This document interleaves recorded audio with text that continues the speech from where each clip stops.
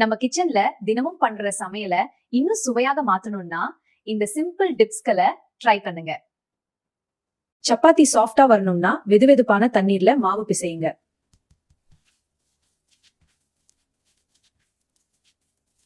சாம்பார்ல கொஞ்சம் வெல்லம் சேர்த்தா சுவை பேலன்ஸ் ஆகி நல்லா இருக்கும். ரசம் கொதிக்கும் போது ஒரு சிட்டிகை வெந்தய பொடி சேர்த்தா வாசனையும் சுவையும் அதிகரிக்கும். பூண்டு வறுத்து சாப்பிட்டா செரிமானத்துக்கு மிகவும் நல்லது.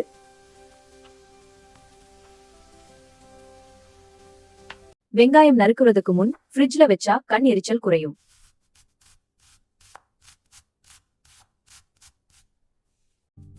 தயிர் புளிக்காம இருக்க ஒரு இஞ்சி துண்டு சேர்த்து வைங்க.